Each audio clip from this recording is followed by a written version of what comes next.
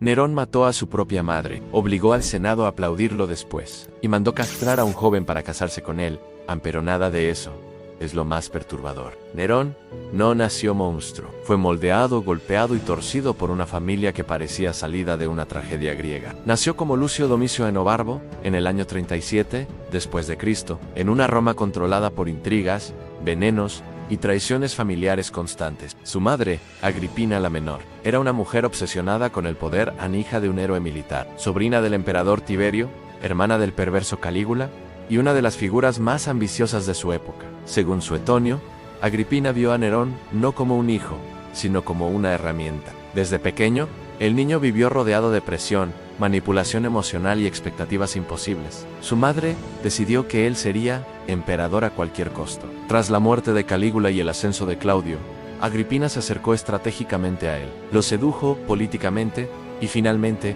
se casó con él. Luego convenció a Claudio de adoptar al joven Nerón, desplazando a Británico, el heredero legítimo. Ese fue el primer acto oscuro en la vida del futuro emperador. En su ascenso comenzó con una traición familiar. Cuando Nerón tenía 16 años, Agripina logró su objetivo al convertirlo en emperador del imperio más poderoso del mundo. Pero la presión, la manipulación constante y el miedo sembrado por su madre crearon un caldo de cultivo perfecto para lo que vendría. ¿Sabías esto? La historia de Nerón no empezó con locura, empezó con manipulación. Si Nerón fue un demonio, su madre fue la arquitecta. Agripina la Menor, según Tácito y Dion Casio, no solo controlaba a su hijo, lo asfixiaba emocionalmente. Ella gobernaba a través de él en cada decisión, cada decreto, cada gesto imperial debía pasar primero por su aprobación. Para Roma, era evidente. El verdadero emperador no era Nerón, era Agripina. Durante los primeros años de su reinado, Nerón parecía casi normal. Gobernaba con moderación, influenciado por sus consejeros Séneca y Burro, quienes intentaban mantenerlo estable. Pero Agripina estaba siempre detrás, entrando sin permiso a reuniones privadas, controlando sus amistades, sus movimientos y hasta sus relaciones. Cuando Nerón comenzó a mostrar señales de independencia, especialmente su relación con su amante Popea, Sabina, Agripina explotó. Según Suetonio, ella usaba chantaje emocional constantemente. Lo amenazaba con revelar secretos, lo humillaba en público, lo llamaba débil y lo comparaba con Británico, el heredero legítimo. Según Dion Casio, ella incluso llegó a decirle públicamente: «Yo te di el trono, y yo puedo quitártelo». Ese fue el punto de quiebre. Nerón, herido, humillado y paranoico, empezó a ver a su madre no como una guía, sino como una amenaza mortal. Cuando el Senado comenzó a murmurar que Agripina era la verdadera emperatriz, Nerón tomó su primera gran decisión, la que marcaría su destino. ¿Y tú qué habrías hecho? ¿Enfrentar a tu madre o eliminarla? Porque Nerón eligió lo segundo. La relación entre Nerón y Agripina terminó convirtiéndose en una batalla silenciosa, una guerra psicológica donde ambos sabían que solo uno podía sobrevivir. Y en el año 59 después de Cristo, esa tensión explotó en uno de los asesinatos más famosos y más torpes de toda la historia romana. Según Tácito, Nerón pasó semanas planificando cómo eliminar a su madre sin levantar sospechas. La primera idea fue tan absurda como cruel: hacer que su madre muriera en un accidente marítimo. Nerón preparó una embarcación especial con un techo colapsable diseñado para caer sobre Agripina mientras navegaban de regreso a la costa. La idea era perfecta, en teoría, pero la noche del atentado, cuando el techo se desplomó, Agripina logró esquivar la estructura y nadó hacia la orilla. No solo sobrevivió, sino que llegó a su villa y envió un mensaje frío a Nerón: «Estoy viva». Ese mensaje fue un golpe psicológico devastador. Nerón entró en pánico. Según Suetonio, empezó a caminar en círculos,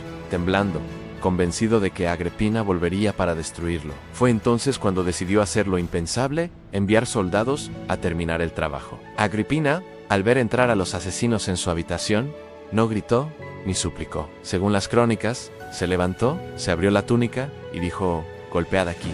Fue este vientre el que engendró a Nerón, en una frase que heló la sangre de los soldados. Después del asesinato, Nerón obligó al Senado a aplaudirlo, justificando el acto como una defensa del imperio. Fue el momento exacto en que Nerón dejó de ser humano y comenzó su descenso hacia la locura. ¿Sabías que este asesinato casi provoca una guerra civil? Dímelo en los comentarios. ¿Crees que Agripina merecía ese final? El asesinato de Agripina no calmó a Nerón, lo desató. Tras matar a su madre, Nerón sintió por primera vez el sabor absoluto del poder sin límites. Pero ese poder venía acompañado de paranoia, insomnio y ataques de ira. Según Suetonio, Nerón empezó a sufrir episodios donde escuchaba la voz de Agripina llamándolo desde la oscuridad. Algunos historiadores creen que esto fue el inicio de un trastorno mental severo, pero el siguiente obstáculo en su camino era Británico, el hijo legítimo del emperador Claudio y, por lo tanto, rival directo al trono. Británico tenía solo 13 años, pero su presencia bastaba para inquietar al Senado y a los enemigos de Nerón. Según Tácito, Nerón temía que Británico pudiera convertirse en un símbolo para una rebelión, así que hizo lo impensable en el año 55 después de Cristo. Durante un banquete oficial, Nerón ordenó envenenar la copa de Británico. Lo perturbador no fue solo el acto, sino la frialdad con la que lo ejecutó. El joven cayó al suelo convulsionando frente a los invitados, mientras Nerón permanecía sentado, justificando su muerte como un ataque repentino de epilepsia. Poco después, Nerón se obsesionó con Popea Sabina, una mujer ambiciosa que despreciaba a la esposa de Nerón, Octavia. Popea alentó a Nerón a deshacerse de todos los que pudieran desafiarlo, incluso de su propia esposa. Nerón empezó a actuar de forma errática, hostigaba a Octavia, la difamaba públicamente y finalmente la exilió. Pero lo más perturbador fue su siguiente acto. Se obsesionó con un joven esclavo llamado Esporo, cuyo rostro le recordaba al de Popea. Tras la muerte de Popea ocurrida, según Suetonio, porque Nerón la golpeó durante un ataque de ira, el emperador ordenó castrar a Esporo y lo obligó a casarse con él en una ceremonia pública. Esporo tenía que vestirse como Popea, comportarse como ella y dormir en la habitación imperial. Este fue el punto donde Roma empezó a murmurar que Nerón había perdido la cordura por completo. ¿Qué opinas tú? ¿Es esto amor, locura o solo poder sin control? La madrugada del 19 de julio del año 64 después de Cristo, Roma despertó en llamas. El fuego comenzó en la zona comercial del Circo Máximo, uno de los lugares más vulnerables por sus construcciones de madera. Según Tácito, el incendio se extendió con una velocidad tan brutal que en cuestión de horas 3 de los 14 distritos de Roma habían sido completamente destruidos. Mientras la ciudad ardía, surgieron rumores explosivos. Algunos afirmaban haber visto soldados impidiendo que los ciudadanos apagaran el fuego. ¿Quién los envió? ¿Por qué? Tácito dice que nadie sabía la verdad. Pero pronto, un nombre empezó a circular entre el humo: Nerón, según Suetonio. Nerón contempló las llamas desde la torre de Mecenas y comenzó a cantar la caída de Troya, vestido con ropas teatrales.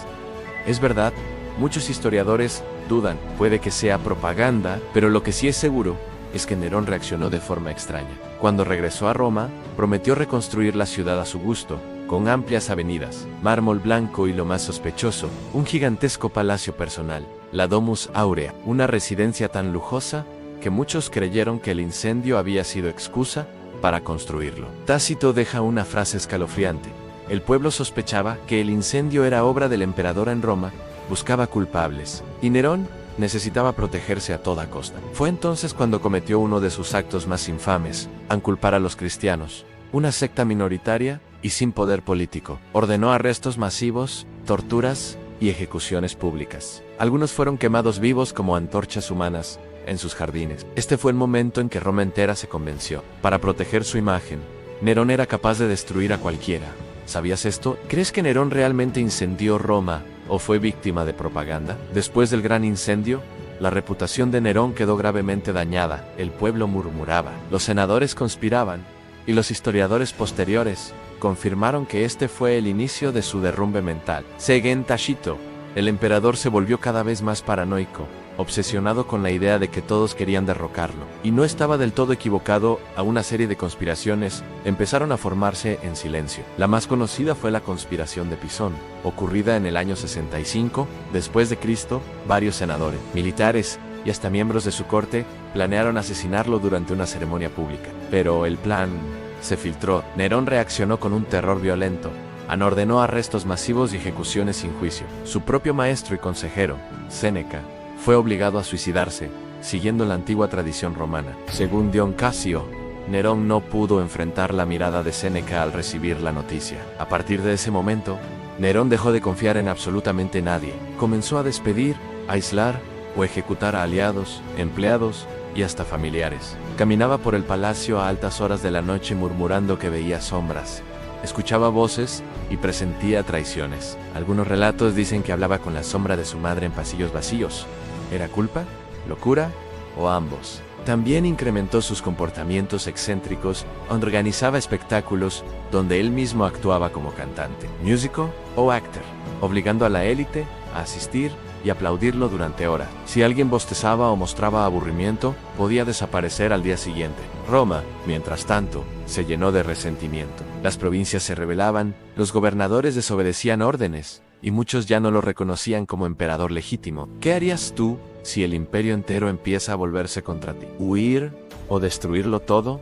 Para el año 68 después de Cristo, Nerón ya no era un emperador, era un fugitivo dentro de su propio imperio. Las provincias comenzaron a rebelarse una tras otra, primero Galia, luego Hispania, y finalmente los propios pretorianos, la guardia que debía protegerlo, cambiaron de bando. Según Suetonio, los soldados dejaron de mencionar su nombre y empezaron a jurar lealtad al gobernador Galba, quien fue proclamado como el nuevo emperador.